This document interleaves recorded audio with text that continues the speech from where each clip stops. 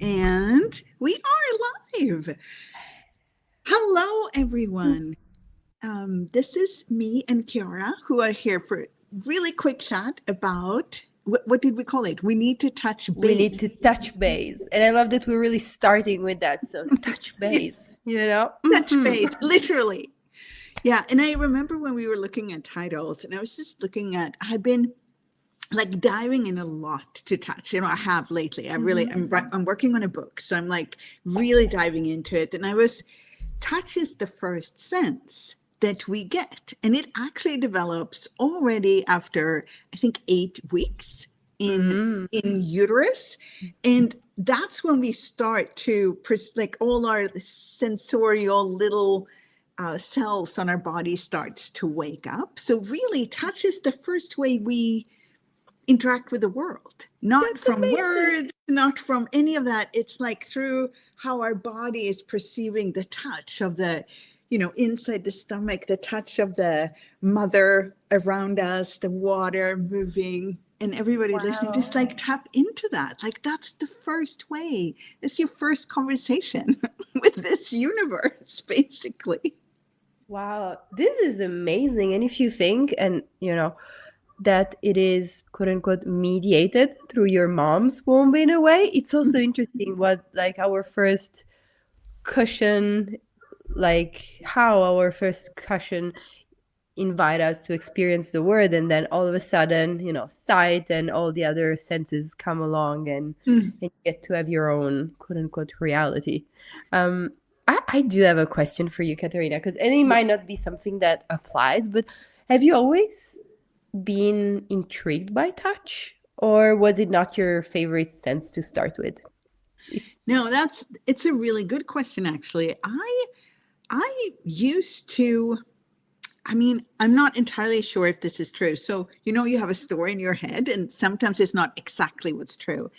And my sense of myself from like when I became a teenager or, kind of like a young adult, basically, was that I was mainly interested in my thoughts. I was very focused on my brain, my mind, what I was like exploring how different my thoughts could be, what stories I could build. And I interacted with the world a lot through my thoughts and, talking. My profession was journalism. I was very into all these different of writing. I still am, but in a Mm-hmm. slightly different way. So at that time, I was mainly like, I sometimes describe it as a brain on legs. I was just like walking around in the world, and my body and my senses really were mainly there to support this part. So my life took place mainly up here. And it's not entirely true, but I, completely different than today. And then when I started to really rediscover my life was I went through, like a lot of us go through, there was a lot of things that actually didn't go as planned in my life. I had like this big plan and it seemed to all go my way. And then suddenly things just changed with love, with work, all those things shifted. And I had to really relook at who am I and who would I like to be? What would I like to create my life as? And that's when I started to explore different kinds of tools. Like I've done a lot before I started with Access Consciousness. And one of the things I used to do a lot was Tantra and Tantra courses, because it really awoke things in me that I had never even considered possible or important. Or, because Tantric, it's not like sex. Yes, I had had sex, but Tantra is a lot about exploring touch and exploring touch in different ways, like the energetic kind of touch and also different kinds of sexualness and sexual touch. And then when I came across Access Consciousness, would really awoke was the aspect of energetic touch, which like exponentialized, but also that we are not just our physical body, that we are so much more than that. And that around our physical body, which is also energetic, really just like energy that has solidified for a little bit, becoming us. But then around us, we also have energetic bodies. So a lot of what I really started to get fascinated by was how we can touch each other through our energetic bodies, Mhm. and how the energetic bodies interact with our physical bodies, and how our physical bodies in themselves are so magical and so much more than we've ever given them credit for. They're not a computer. You can't really program your body, to become this. It's such a dance with Mm. all the different layers of your body, all the different layers of energy that you be, but also all the different energies that you are being interacting with the universe. So this is really, it's like I'd say the last 15, 16 years where I Wow. become more and more, and the deeper I go, the more I explore, and the more I explore myself, but also in the classes that I facilitate, the Art of Touch classes, the more fascinated I get. And it's really like, there is this great word in English called awe. And Mm. awe and wonder. And I Mm. find that our bodies and touch and our senses, when you combine that with consciousness, Mm. exploring, it really creates this sense of, wow, Oh, we're like miracles walking on yeah. this planet. I love this detour from being a brain on legs that your life took in a way, and you're like, "Ah, okay, maybe there's a Yeah. bigger playground available." And one thing, and I love that you're talking about words, because I wanted to ask our listener if it's okay with you, Kat, to just put like the translation in their language of the word tease, because the art of touch, which is one Mhm. amazing class that you do facilitate, and the intro is called the tease. And I love the word because it has, in like, for Mhm. me, it just resonates with a playfulness and a like unseriousness, and also kind of matches a bit like not the fidgeting, but the like Mhm. unspoken, unserious things that you're like dying to do, but that you cannot do if you're being like an adult or an appropriate person. Mhm. Like, I don't know, like the tickling or the giggling or stuff. And Yeah. so I would like you guys, if you can, do you have a word in Swedish for tease? Um, Flört. Flott. Flört. It's like, yeah, it's like flirting in a way. So like Uh-huh. tease, but flirt. But I think, but tease could maybe something else. Sometimes when I speak in English, my whole world turns English and I can't think of any Swedish word at all. They're just like, go away. They're not here. Yeah. It's We'll funny see. because Maybe it may come as we hear the other ones too. But so yeah, it's yeah, go it, on. it's such an interesting word, because in Italian, like, too, like if I had to translate tease, that would also have, like, from English, it would have a bit of this not flirty but like lingering energy into the Oh yeah. like, like this, Hmm. where in Italian tease is a bit more like kids would do, like dispetto, Hmm. so that you would tickle, little kid, and then it's a younger energy, it's a bit less Yeah. mature. But I love how it builds up, and also when you are talking and evoking and calling into in the conversation, like this awe, and how the whole universe is our playmate as well, Yeah. even with our bodies. There's this like larger perspective and invitation, like this Yeah. playground that can be extremely, but also extremely like spacious and And I love wonderful. And I love how you bring that up. We actually do have a very different word for, I get what you mean with teasing kids, because they can tease each other. And then it's a Mhm. word in Swedish that isn't it's reta, which is really like, you're kind of like pushing someone and won't Oh, go away. You're like, so so it's annoying, like yeah, it's it's like like more a bit. annoying. But, Hmm. and then if we go back to like the word tease in English and whatever word, Mhm. like maybe it's different languages, like words are, it's a way of touching people too. So it's like a Mhm. whole thing on its own. And if we go back to that, I think one of the things with art of touch, and when you Mhm. explore this, is that the tease, like that, it's really how you open the doors. Because so much of what you were saying, if you're an appropriate person, I love that way of putting it. If you're an appropriate person, you only touch in the appropriate boxes. And you're only allowed to do it with certain people in certain ways, in certain contexts. And today, one of the things that's happening today is because we do a lot of our appropriate interaction online. We don't even meet with people as much as we used to. And we do all of, like, we scroll. Actually, our main thing that we touch during the day is screens, which is a flat glass screen. And our body can't even, like, it doesn't, most of the things we touch, if I touch this like cloth here, it has a texture, right? So I can interact with the cloth. And my fingers will perceive and feel and all the little things here. Like, I think we have 17,000 like nerve ends just in our hands. So they can interact with this, but this is pretty dead. It's just glass.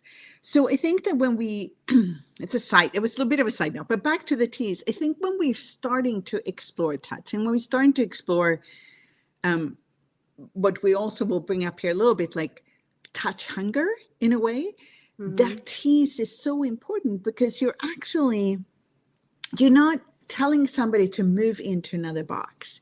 You're teasing it open by playfulness, by saying, what if you don't have to function just this way? What if this box doesn't even have these walls?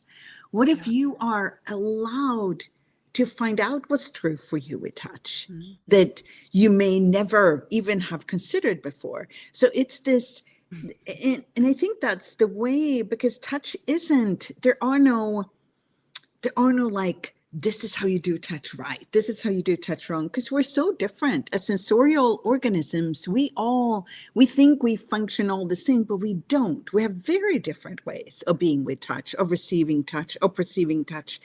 And since we don't really explore it, we don't know what's true for us. That's why we sometimes go, oh my God, but that's how I function. Oh, that makes so much sense to me now. But it's this whole area. It's like we have all these senses. I think somewhere it's between at least 8 to 30 senses. So it's way more than the 5 and we can be touched by all of them. Like, we often talk about physical and energetic touch, but every single sense we have, we're touched by music, we're touched by beauty, we're touched by words. And all of those are like ways to tease, an opening into what you decided this is and get in there. It's phenomenal, because today I was looking at weather, because I live close to the mountains, and I was like, wow, meteorology is something that I'd love to know more of, because there is there is outdoor, which is like something that I adore, but it's also this like forecasting or learning how to quote unquote read the signs, or what really happens when it's too cold for snow. Like right now in Italy, northern Italy, it's too cold to snow, and I was like, so where's the snow stored exactly? Because I don't know enough about it really, and I was like, So and I love how like you're talking about the physical touch and the energetic touch, and how in the art of touch, because that has been my experience, and we'd like you to to consider taking your body, or allowing your body to take you to one of them classes, is really a space for you to, where everything is allowed, like all bets are off. It's, you have the keys, go and play, and then you also get to get inspired and tickled and notice how everyone else interacts, and be like, oh, I'm gonna have some of that. Who, like that's interesting, that's, I don't know, that works even, and get inspired and bring so many new tools and new ways of experiences and experiencing the world to you at home. And then we also have, and I'm just going to say it, I know it sounds like a different conversation, but we also have the opening of the symphony, where when touching in ways with your body, you can also apply that to any area of your life, any area of your life.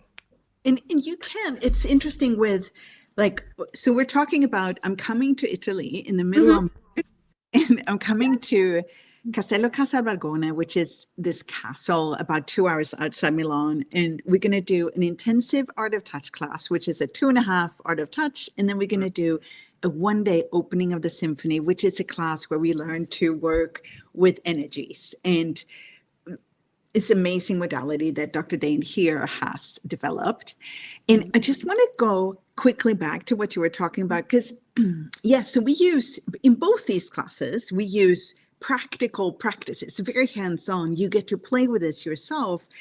And one of the things that shows up from that is that because awareness isn't logical, consciousness isn't logical. You can't, we think we're going to think our way to becoming more aware. We think we're going to think our way to becoming more conscious.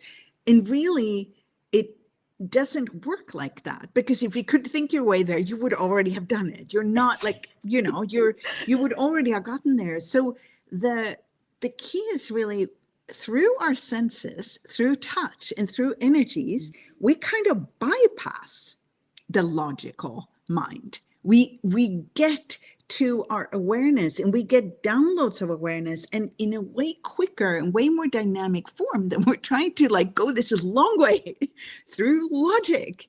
And I know that so well, because for so long time in my life, that's the way I got to anything, through logic, through figuring out. So this way of actually allowing your senses, the energies around you, and start like looking at, so if I'm receiving this, what do I know? What do I know that no one else knows? And if I'm willing to acknowledge that, what can I choose?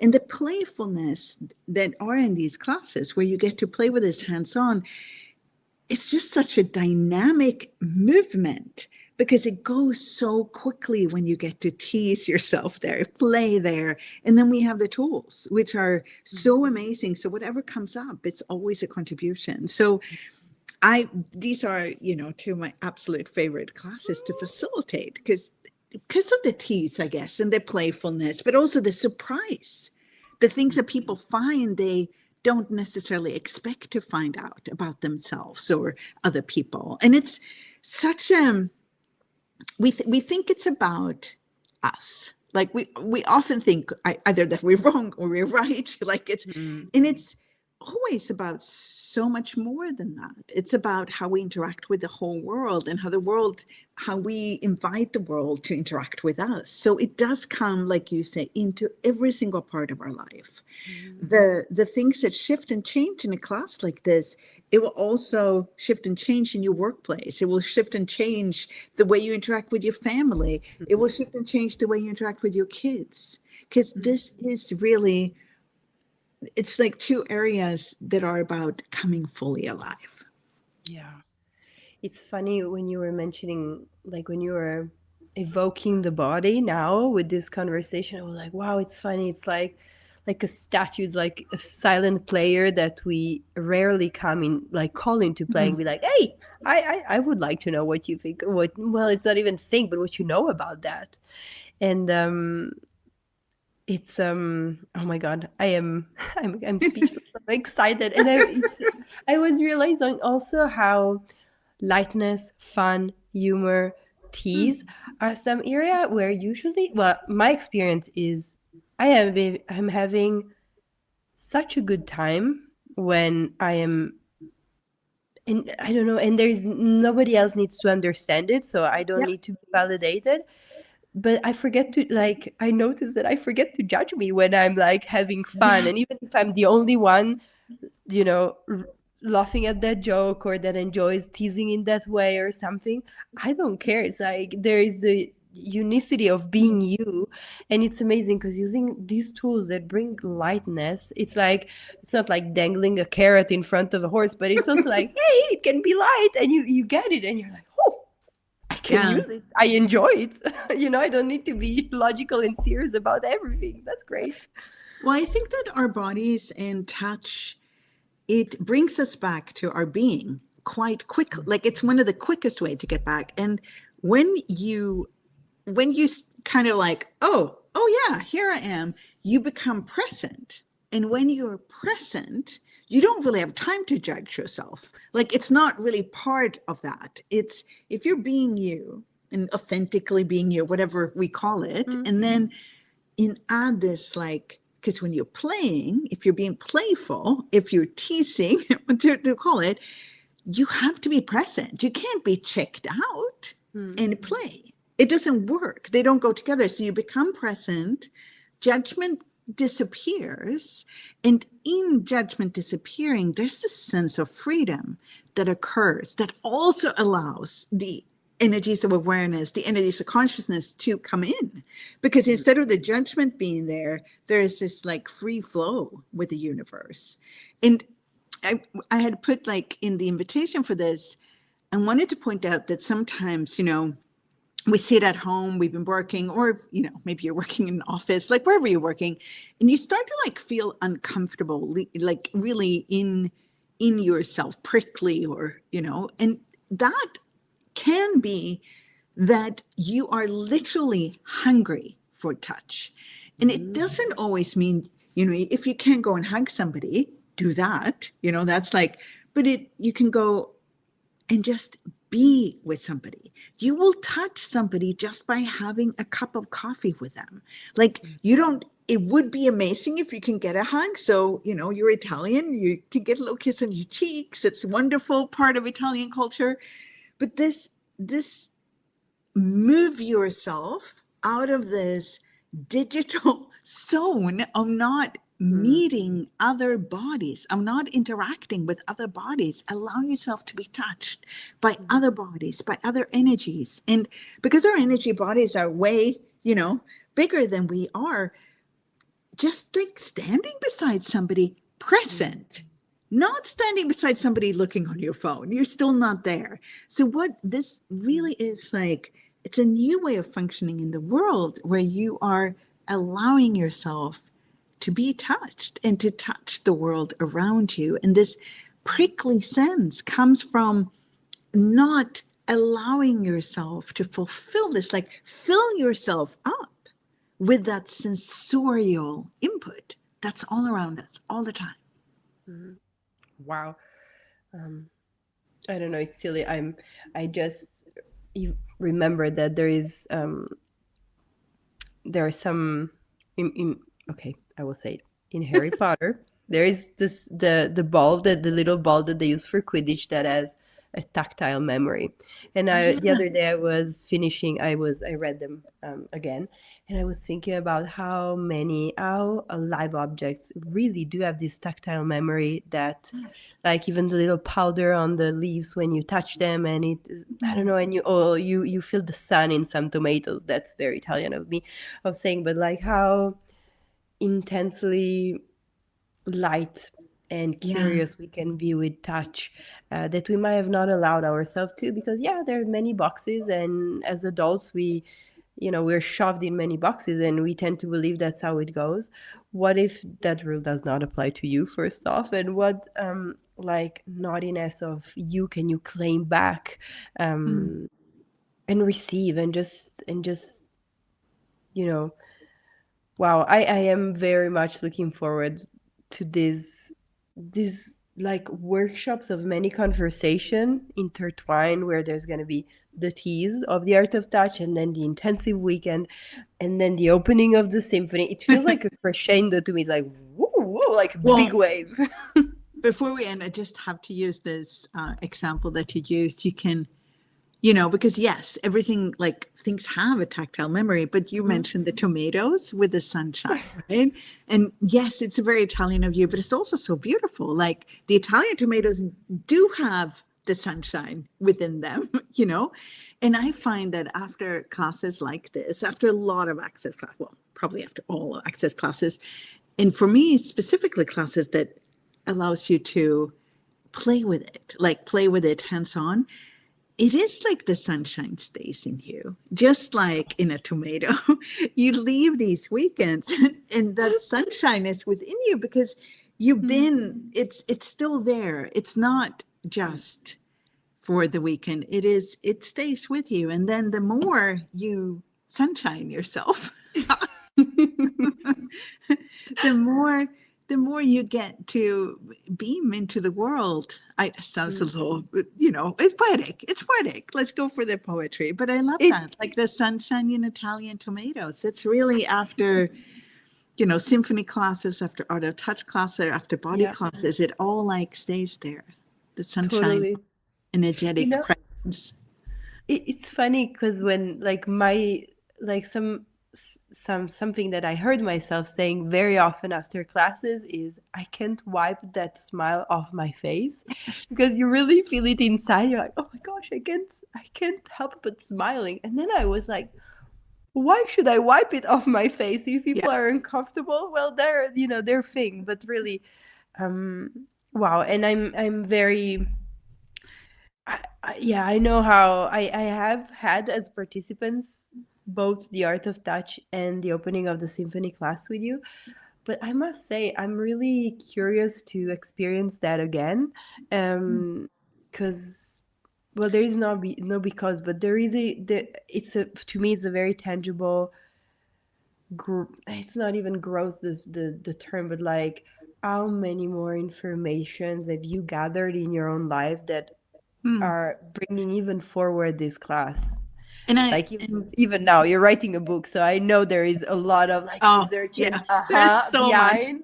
So it's like, And I just have to add, I mean, we are going to wrap up now, but I just have to add where we're going to be because the castle, Castello di Casalborgone, is one of the most beautiful places and one of my favorite places on earth. And it has this sense of peace, this sense of like the place itself, the silence, the nature, the beauty of that place touches you.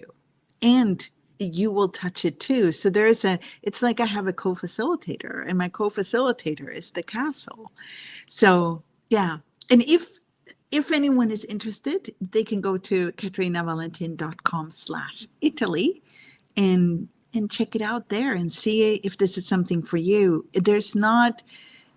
These classes don't have very high prereqs. I think the Art of Touch has bars as prereq, and the uh, opening of the symphony has foundation. So we're really, if you've done some of the basic classes in Access, you're so welcome to come and play and tease and get teased this weekend, the middle of March. yes, please. Oh my God, thank you, Katarina. Very much Thank looking you. forward. And wow, how do we get so lucky? How do we get so lucky? Thank you so much, Kiara. Thank you. And thank you, all translators. Bye, everyone.